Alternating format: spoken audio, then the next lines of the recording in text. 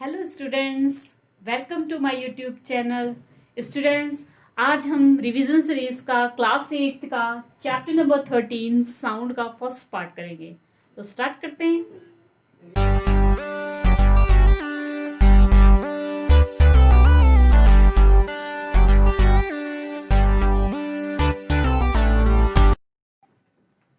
तो साउंड में आज जो है एक फर्स्ट पार्ट है हमारा। नेक्स्ट पार्ट हम नेक्स्ट वीडियो में कंप्लीट करेंगे और ये फर्स्ट रिवीजन होगी। आई होप आपको ये चैप्टर अच्छे से समझ आ जाएगा। तो वीडियो को लाइक कर देना, चैनल को सब्सक्राइब कर देना और बेल आइकन को दबाना मत भूलना। तो स्टार्ट करते हैं। Topic in this chapter to be covered in this part: introduction, vibration, how to sound produce, propagation, sound and frequency. ये पार्ट हम इस वीडियो में जो है कंप्लीट करेंगे। आई होप आपको अच्छे से वो समझ आएगा। तो स्टार्ट करते हैं हम। इंट्रोडक्शन। साउंड क्या मदद करती है कम्युनिकेशन में? कैसे? मैं बोल रही हूं और आप सुन रहे हो, तो वो क्या हो रहा है? जो यहां से निकल रहा है और यहां जा रही है, वो क्या है? साउंड। ठीक है। तो साउंड जो है कम्युनिकेशन होता है, जिससे हम महसूस सकते हैं किसी भी चीज को, तो वो है साउंड। और साउंड जो होते हैं उसकी हम कुछ प्रॉपर्टीज देख लेते हैं कि साउंड का रोल क्या होता है। Sound body produce to and fro. अब साउंड प्रोड्यूस कैसे होती है? कोई भी बॉडी में अगर वाइब्रेशन होता है, कोई भी बॉडी है उसमें अगर वाइब्रेशन होगा तो ही साउंड क्या होगा? प्रोड्यूस होगा। अब मैं यहाँ ब्लैक बोर्ड पे साउंड प्रोड्यूस हुआ, तो कैसे? जब मैंने इसे इस पे थप किया तो यहाँ पे वाइब्रेशन हुआ और वाइब्रेशन से साउंड जो है प्रोड्यूस हुई। इट मीन साउंड के प्रोड्यूस होने का मेन कारण क्या हो गया? वाइब्रेशन। ठीक है। तो आपको पता लग गया साउंड कैसे प्रोड्यूस होती है। जब कोई ऑब्जेक्ट वाइब्रेट होता है तब साउंड जो है प्रोड्यूस होती है। ठीक है। इसी तरीके से to and fro motion, it means क्या हो गया? वाइब्रेशन। अगर किसी भी चीज में वाइब्रेशन, अगर हमारे किसी भी चीज में साउंड प्रोड्यूस होती है तो आपने देखा होगा कि उसमें वाइब्रेशन होती है। और vibration means to and fro, आगे और पीछे। जब कोई ऑब्जेक्ट आगे पीछे होता है तो वो वाइब्रेशन होती है, उसी को हम क्या बोलते हैं? To and fro motion. ठीक है। और ऑब्जेक्ट जब टू एंड फ्रो मोशन में आता है तो उसमें क्या होती है? वाइब्रेशन। ठीक है। Sound can not move through the vacuum. Sound को आगे मूव करने के लिए जो है एयर की जरूरत होती है, वाटर की जरूरत होती है। ठीक है। मीन्स एक मीडियम की जरूरत होती है। इसके हम आगे डिस्कस करेंगे डिटेल में। अभी हम छोटा सा ये देखते हैं how sound is produce. Next हमारा हाउ साउंड इज प्रोड्यूस। ठीक है। साउंड को कैसे प्रोड्यूस होती है? मैं बोल रही हूं तो साउंड कैसे प्रोड्यूस हो रही है? क्योंकि हम मेरे गले में क्या, मेरे नहीं सभी के गले में होते हैं, यहाँ पर वोकल कार्ड होते हैं। ठीक है। लैरिंग्स में जो है वोकल कार्ड्स होते हैं। वो वोकल कार्ड्स जो होते हैं मसल्स से अटैच होते हैं। तो जब हम बोलते हैं तो सांस अंदर जाती है, हवा अंदर जाती है, उसके थ्रू एयर अंदर जाती है। ठीक है। तो एयर के अंदर जाने के कारण जो वो वोकल कार्ड्स जो हैं, जो हमारे यहाँ पे गले में हैं, वो क्या करने लग जाते हैं? आपस में टकराने लग जाते हैं। ठीक है। इस तरीके से मान लो ये वोकल कार्ड्स हैं। अब एयर गई तो ये सारे आपस में क्या हुए? टकराए। इट मीन्स इसमें क्या हुई? वाइब्रेशन।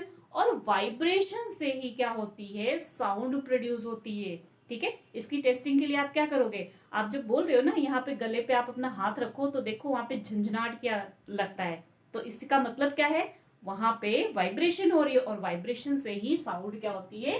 प्रोड्यूस होती है। तो how to sound produce human में? In human sound is produce by the voice box और द लैरिंग्स। हमारा वॉइस बॉक्स है, लैरिंग्स है, जिसके अंदर वोकल कार्ड्स हैं। और इसकी वजह से जब वो एयर अंदर जाती है और वो वोकल कार्ड्स आपस में टकराते हैं तो वाइब्रेशन होती है और उसी वाइब्रेशन से साउंड जो है वो प्रोड्यूस होती है। ठीक है। तो इस साउंड का जो प्रोड्यूस होती है वोकल कार्ड में, आपने देखा होगा सबकी साउंड अलग अलग होती है। मेरी साउंड अलग है, आपकी साउंड अलग है। ठीक है। तो ये किस पे डिपेंड करता है? ये हमारे वोकल कार्ड की जो है मीन्स उसकी वो मसल्स से जिस तरीके से अटैच होता है। ठीक है। उसकी जो मोटाई होती है, मतलब जितना पतला होता है, जितना मोटा होता है, जैसे उसकी वाइब्रेशन होती है, डिपेंड उस पे करता है। इसके बारे में भी हम डिस्कस करेंगे आगे कि तीखी आवाज। ठीक है। चलो साउंड अलग अलग होती है वो अलग बात है, लेकिन किसी की आवाज आपने देखा होगा बहुत तेज होती है, तीखी होती है, और किसी किसी की आवाज बहुत ज्यादा सॉफ्ट और अच्छी होती है। मीन्स धीमी आवाज और भारी आवाज कैसे होती है? वोमेन की आवाज कैसी होती है और मैन की आवाज जो है भारी कैसे होती है? ठीक है। इसके बारे में हम आगे डिस्कस करेंगे। नेक्स्ट टॉपिक है हमारा प्रोपोगेशन ऑफ साउंड। तो प्रोपोगेशन ऑफ साउंड देखते हैं नेक्स्ट।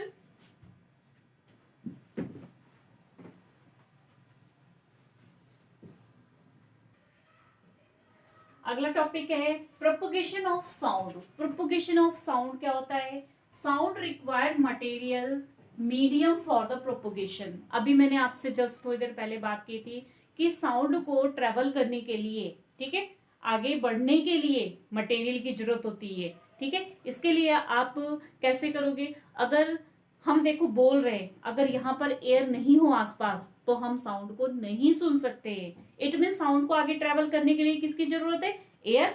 एयर क्या है? उसका मीडियम है, ठीक है।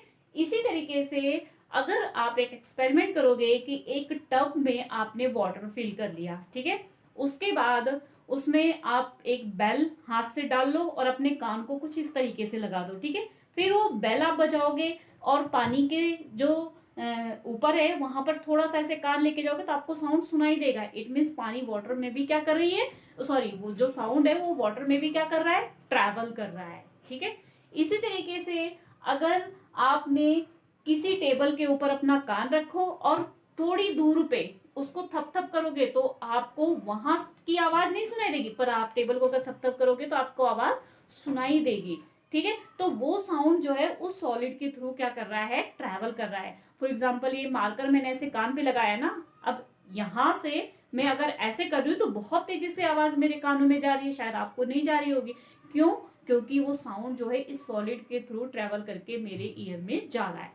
तो इट मीन साउंड को ट्रेवल करने के लिए सॉलिड, लिक्विड, गैस, कोई ना कोई मीडियम की जरूरत है। अगर मीडियम नहीं होगा तो साउंड जो है ट्रेवल नहीं करेगा। आप चाहे इसका एक एक्सपेरिमेंट भी कर सकते हैं कि एक जार ले लेंगे, ठीक है, जार के अंदर से पहले वैक्यूम से सारा निकाल देंगे एयर, ठीक है, सारा एयर निकालने के बाद उसमें एक बेल लगा देंगे, ठीक है, सेल लगा दिया, साथ में इलेक्ट्रिक बेल लगा दिया, और पहले जब वैक्यूम उसकी हवा उसके अंदर थी तब आपने बेल बजाई तो जार में आवाज आ रही थी, लेकिन जब आपने उसकी एयर बाहर निकाल दिया और उसके बाद उस बेल को आप बजाएंगे तो बिल्कुल भी आवाज नहीं आएगी। क्यों?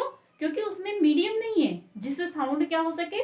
ट्रेवल हो सके। तो हमने यहाँ ये सीखा कि साउंड को ट्रेवल होने के लिए कोई ना कोई मीडियम की जरूरत होती है, चाहे वो सॉलिड हो, चाहे वो लिक्विड हो, चाहे वो गैस हो, ठीक है। अब साउंड जो है हम नहीं सुन सकते स्पेस में। क्यों नहीं सुन सकते? आप कहोगे कि अगर मून पे जाएं और हमारा साथ में फ्रेंड खड़ा है तो हम उसको बोलेंगे तो क्या वो सुन लेगा? नहीं सुनेगा। क्यों? क्योंकि वहां पर एटमॉस्फेयर नहीं है, और एटमॉस्फेयर नहीं है तो साउंड जो है उसके कानों तक नहीं पहुंच सकेगा, ट्रेवल नहीं हो सकेगा साउंड। नेक्स्ट आगे हमारा जो है फ्रीक्वेंसी। फ्रीक्वेंसी क्या होती है इसकी डिटेल हम नेक्स्ट आगे पढ़ेंगे। आज हम सिर्फ थोड़ी सी एक डेफिनेशन देख लेते हैं कि frequency is measure of number of oscillation पर सेकेंड। एक सेकेंड में जो नंबर ऑफ ऑसिलेशंस होते हैं, एक सेकेंड में जो नंबर ऑफ ऑसिलेशन होते हैं उसे क्या बोलते हैं? फ्रीक्वेंसी। ऑसिलेशन इस तरीके से, ठीक है, इस तरीके से, तो उसको क्या बोलते हैं? फ्रीक्वेंसी। एक सेकंड में जितने ऑसिलेशन होते हैं, एक सेकंड में जितने ऑसिलेशन होते हैं, मींस हम क्या इसको डिफाइन कर सकते हैं? Frequency is measure of number of oscillation in पर सेकेंड। पर सेकेंड में जितने नंबर ऑफ ऑसिलेशन होते हैं उसे क्या बोलते हैं? फ्रीक्वेंसी। अच्छा, फ्रीक्वेंसी को मेजर किस में करते हैं? हर्ट्ज में, ठीक है, हर्ट्ज। और उसको हम शॉर्ट में कैसे लिखते हैं? एच और स्मॉल, इस तरीके से यहाँ पे जेड का सिंबल बना के हर्ट्ज, और तो फ्रीक्वेंसी होती है। अगर ह्यूमन ईयर की हम पूछे सुनने की फ्रीक्वेंसी कितनी होती है, ह्यूमन ईयर जो है वो कितना सुन सकता है, तो 20 हर्ट्ज से 20,000 हर्ट्ज तक जो है हमारी सुनने की फ्रीक्वेंसी होती है। ओके स्टूडेंट्स, इस चैप्टर के हमने 5 टॉपिक्स क्लियर कर लिए हैं। इंट्रोडक्शन कर लिया है, वाइब्रेशन ऑफ मोशन कर लिया, how to sound produce, propagation of sound और फ्रीक्वेंसी, ये टॉपिक हमने क्लियर कर लिया है। नेक्स्ट वीडियो में हम नेक्स्ट टॉपिक क्लियर करेंगे। आई होप आपको इतना समझ आ गया हो, तो प्लीज वीडियो को लाइक और चैनल को सब्सक्राइब करना मत भूलना। हमने शॉर्ट वे में आपको पूरा चैप्टर क्लियर करने की कोशिश की है। ओके स्टूडेंट्स, आज का हमारा टॉपिक है आपको डेफिनेशन, जिसमें बहुत कंफ्यूजन होती है। आज हमने वो कॉन्सेप्ट क्लियर करना है, vibration, oscillation, amplitude, time period. आज आपको इस वीडियो में ये चीज बिल्कुल क्लियर हो जाएगी, ठीक है। तो वाइब्रेशन जैसे कि आपको पता है कैसा वो मोशन होता है? To and fro, back and forth, मतलब किसी भी ऑब्जेक्ट में अगर वाइब्रेशन होता है, अगर इसको मैंने ऐसे हिलाया तो क्या हुआ, आगे पीछे हुआ, ठीक है, तो उसमें क्या हो रही है, वाइब्रेशन। और साउंड प्रोड्यूस होती है उसमें कौन होता है, वाइब्रेशन, ठीक है। तो वाइब्रेशन कोई भी object to and forth motion होता है उसमें, तो वहां पे क्या होती है, वाइब्रेशन। और साउंड प्रोड्यूस होने का कारण क्या होता है, वाइब्रेशन। ये चीज आप पहले पढ़ चुके हैं, ठीक है। तो आज हम स्टार्ट करते हैं कि ऑसिलेशन क्या होता है, एम्पलीट्यूड क्या होता है, टाइम पीरियड क्या होता है। फ्रीक्वेंसी को मैंने आपको फर्स्ट वीडियो में बता दिया था, बट यहाँ पे थोड़ी सी और फ्रीक्वेंसी को हम पढ़ लेंगे, ठीक है। तो फर्स्ट वाइब्रेशन, जैसे कि मैंने बताया आपको, मूव बैक एंड फोर्थ। अब देखो, मान लो ये कोई ऑब्जेक्ट है, ये मैंने थ्रेड से बांधा हुआ है और यहाँ पे ये गोल एक मेटेलिक बॉल लगी हुई है, ठीक है। इसको हम बॉब भी बोल सकते हैं, जो मेटेलिक बॉल है, ठीक है। अब ये जो इसकी ये पोजीशन है, इस पोजीशन पे ये ए पोजीशन है, यहां से अगर वो अपनी इस पोजीशन पे जा रहा है, फिर वापस अपनी पोजीशन पे आ रहा है, फिर दूसरी पोजीशन पे जा रहा है, मीन्स अपनी मेन पोजीशन से एक्सट्रीम पोजीशन में गया, वहां से वापस आया, फिर से एक एक्सट्रीम पोजीशन में गया और फिर से वापस आया, तो ये क्या हो रहा है, वाइब्रेशन। अपनी ही मेन पोजीशन से आगे जा रहा है, पीछे जा रहा है, आगे जा रहा है, पीछे जा रहा है, तो ये हो गई ऑब्जेक्ट की वाइब्रेशन, ठीक है। तो यही क्या होती है, oscillation. Oscillation when A swing move back and fourth, जब ऑब्जेक्ट, इसी को ही ऑसिलेशन भी बोलते हैं, कि ये जो बॉल है बैक और फोर्थ, आगे फोर्थ और बैक दोनों ही हो रहा है, ठीक है, तो इसे क्या बोलते हैं, ऑसिलेशन, ठीक है। आई होप आपको ऑसिलेशन समझ में आ गया। जो मैक्सिमम डिस्प्लेसमेंट होती है, ठीक है, यहां से यहां तक ये डिस्प्लेस्ड हुआ, यहां से यहां तक ये डिस्प्लेस्ड हुआ, ठीक है, तो वो क्या हो गया, ऑसिलेशन। अगर हम एम्पलीट्यूड की बात करें तो क्या होता है, the maximum displacement of the vibration. जब वाइब्रेशन यहां पर हुआ, अब वाइब्रेशन और ऑसिलेशन आपका क्या हो गया, कि बैक एंड फोर्थ मोशन, वो क्या हो गया, वाइब्रेशन, यहां हम उसको ऑसिलेशन बोलेंगे, ठीक है। नेक्स्ट है हमारा एम्पलीट्यूड। अगर ये इसकी मेन पोजीशन है, मेन पोजीशन से आगे गया, ठीक है, मेन पोजीशन से आगे गया, मतलब जितना आगे गया, जहां जाके ये रुक जाता है, तो इसकी जो ये डिस्प्लेसमेंट होती है, ये जो इतनी स्पेस होती है, जो डिस्प्लेसमेंट होती है, इसको क्या बोलते हैं, एम्पलीट्यूड, ठीक है। अगर चलो आगे गया, वो भी एम्पलीट्यूड है, और पीछे आया, जितनी मैक्सिमम डिस्प्लेसमेंट उसने पीछे कवर की, वही उसका एम्पलीट्यूड, ठीक है। तो इस डायग्राम के थ्रू आप समझो कि कैसे एम्पलीट्यूड हुआ। ये ए पॉइंट हम मान लेते हैं, ये इसका ए पॉइंट, ठीक है। ए पॉइंट पर ऑब्जेक्ट की वाइब्रेशन शुरू हुई, तो अगर ये आगे को गया, देखो ये यहां आगे को गया, इट मीन्स यहां गया, ठीक है। उसके बाद ये वापस अपनी पोजीशन पे आया, तो ये वापस अपनी मेन पोजीशन पे, ये जो लाइन है ये क्या हो गई, मेन पोजीशन हो गई, ठीक है। और ये आगे को ये गया, ठीक है, ए से बी को, ए से बी को, बी से फिर से वो कहां आ गया, मेन पोजीशन पे, बी से फिर से आ गया मेन पोजीशन पे, ठीक है। फिर उसके बाद मेन पोजीशन से वो क्या होगा, पीछे की तरफ जाएगा, तो हमने यहां से मेन पोजीशन से ये क्या आ गया, पीछे की तरफ, और पीछे से फिर से कहां आया, मेन पोजीशन पे। तो ये इसकी ये पूरी जो डिस्टेंस है, ये पूरी डिस्टेंस, ये क्या हो गई, ऑसिलेशन। इसने पूरा बैक और फोर्थ, मतलब यहाँ पे टू एंड फ्रो दोनों कंप्लीट किया, ठीक है, तो वो उसकी क्या हो गई, ऑसिलेशन। और अगर हम बात करें एम्पलीट्यूड की, तो जब ये अपने यहां से यहां गया, तो ये इसका क्या है, एम्पलीट्यूड, ठीक है। मेन पोजीशन से डिस्टेंस जितनी है, ये क्या है, इसका एम्पलीट्यूड। तो हम यहां पर इसको लिख सकते हैं, ये क्या है, एम्पलीट्यूड, ठीक है, ये एम्पलीट्यूड हो गया। अब यही क्या होती है, फ्रीक्वेंसी। जब ये पूरा कंप्लीट करता है, तो ये क्या होती है, फ्रीक्वेंसी, ठीक है। नंबर ऑफ, जितना हमारा ऑसिलेशन होती है, जितने एक सेकेंड में जितनी ऑसिलेशन होती है, वो उसकी क्या होती है, नंबर ऑफ फ्रीक्वेंसी। तो हम अगला देखते हैं कि टाइम पीरियड। टाइम पीरियड क्या होता है, one complete to and fro moment of the pendulum बॉम्ब। जब क्या होता है, टू एंड फ्रो, यहां से ये पेंडुलम बॉम्ब जो है, बॉब है जो हमारा, वो क्या कर रहा है, टू एंड फ्रो मोशन करने में जितना समय लगता है, वो उसका क्या होता है, टाइम पीरियड। ये जो हमारा मेन पोजीशन से टू एंड फ्रो मोशन जितना टाइम लेता है, वो क्या होता है, उसका टाइम पीरियड, ठीक है। अब टाइम पीरियड और फ्रीक्वेंसी में ये आपको आगे भी काम आता जाए रहेगा। F इज इक्वल टू क्या होता है, 1/T, मीन्स फ्रीक्वेंसी किस पे डिपेंड करती है? टाइम। टाइम क्या होता है? अगर टाइम ज्यादा होगा तो फ्रीक्वेंसी कम होगी, फ्रीक्वेंसी ज्यादा होगी तो टाइम क्या होगा? कम होगा। ठीक है, तो इसको हम देखते हैं आगे।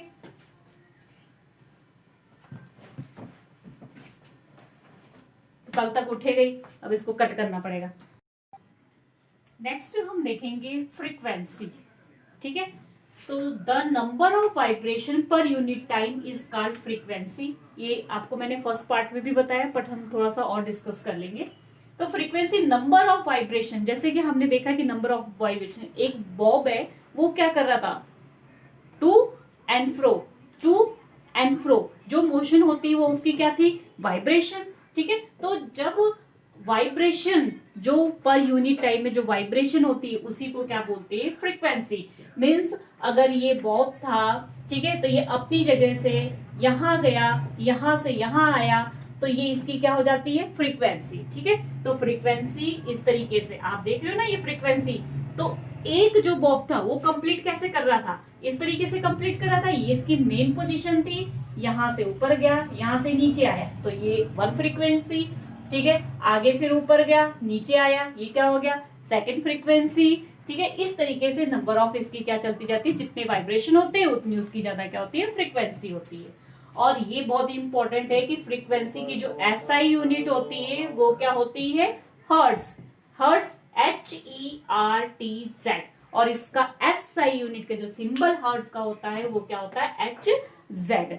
ठीक है, अब ये चीज मैंने आपको बताया कि जो फ्रीक्वेंसी होती है वो किसके अपोजिट होती है? टाइम ऑफ पीरियड के।